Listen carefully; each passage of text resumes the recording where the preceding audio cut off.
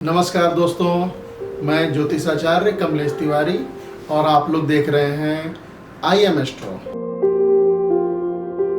आज हम लोग जिस विषय पर बात करने वाले हैं वो विषय बहुत ही गंभीर है और बहुत ही लोग इसको सोचते हैं कि क्या ऐसे कारण है कि कोई भी व्यक्ति कुछ करता है वो बहुत तेजी से प्रगति करता है और हम जो है बहुत स्लो प्रगति करते हैं, या वो हमसे पढ़ने में तेज है, या उसके दुश्मन नहीं हैं, हमारे बहुत सारे दुश्मन हो जाते हैं। इन सारी चीज़ों पे कारण क्या है कि हमारे पूर्व जन्म में जो भी हम कर्म करते हैं, जिसका कर्म फल हम इस जन्म में भोगते हैं, उसमें कुछ प्राकृत जो है हमें वरदान देती है।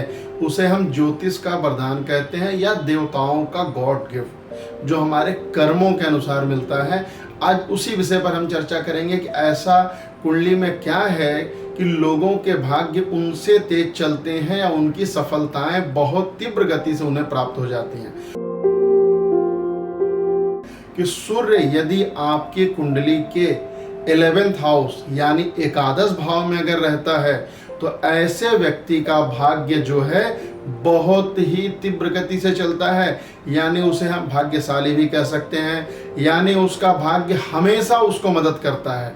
वह काम थोड़ा करता है लेकिन उसका भाग्य उसके लिए बहुत सारे सफलताओं के राज लेके आ जाता है। लेकिन आप अपने कर्मों से उसके फल को नकारात्मक निगेटिव भी बना लेते हैं। गुरु क्या है? विस्तार का कारक ग्रह है। गुरु यानी ज्ञान। अगर किसी के कुंडली में अगर गुरु नवम भाव में आ जाए, नवम भाव गुरु का ही है क्योंकि नवम भाव जो है धनु राशि होती है। धनु राशि में अगर गुरु हैं तो गुरु आपके भाग्य के कारक ग्रह हो जाते हैं। गुरु अपनी दृष्टि कहाँ कहाँ देखेंगे? वो आपके लग्न पर देखेंगे, आपके तृतीय भाव पर देखेंगे और आपके पंचम भाव पर देखते हैं, जिससे मनुष्य भाग्यशाली तो हो जाता है, उसका भाग्य उसको बहुत कुछ प्रदान कर देता है। लेकिन हम लोग करते क्या है जिससे हमारा गुरु नुकसान हो जाता है?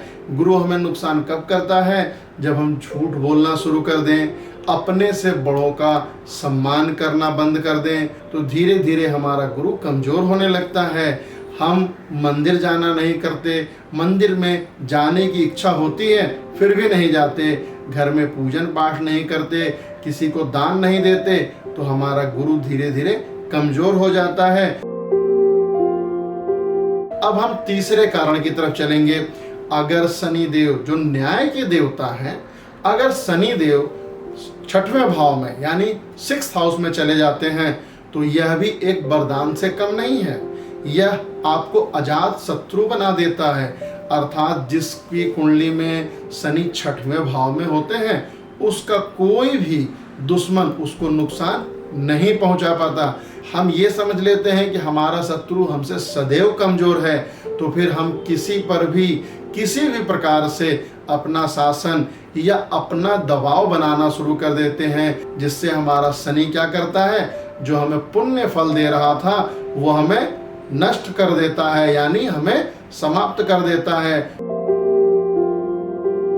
मंगल क्या है? ऊर्जा का कारक ग्रह है। अगर मंगल देव अगर आपके तीसरे भाव में बैठ जाते हैं तो भी आपके लिए बहुत ही लाभकारी है।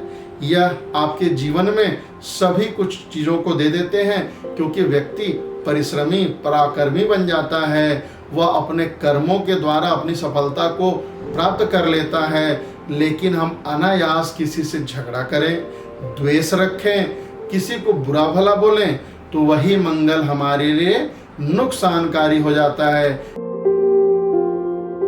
अब हम बात करते हैं शुक्र की, क्योंकि शुक्र आज के समय में सबसे प्रभावशाली ग्रह माना जाता है। क्योंकि जिसका शुक्र मजबूत होता है, प्रबल होता है, उसे सभी सुखी चीजें प्राप्त हो जाती हैं। वाहन है, भूमि है, सभी चीजें जो है उसको प्राप्त होती हैं। लेकिन शुक्र अगर एकादश भाव में बैठते हैं, या सूर्य द्वादश भाव में बैठते हैं, या शुक्र तीसरे भाव में बैठते हैं, यहाँ पे शुक्र आपको सभी चीजें देते हैं जो शुक्र को निगेटिविटी कर देता है, यानी शुक्र के उस पॉजिटिव प्रभाव को हमारे जीवन में निगेटिव कर देता है।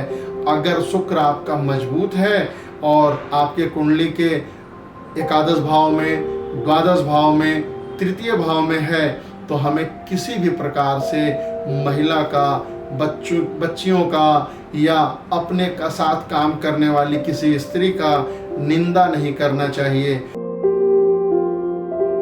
अगर आपको किसी भी प्रकार से ज्योतिषीय लाभ लेना है, सलाह लेनी है, तो आप हमारे नीचे दिए गए नंबर पे, ईमेल पर आप ईमेल करें। नमस्कार।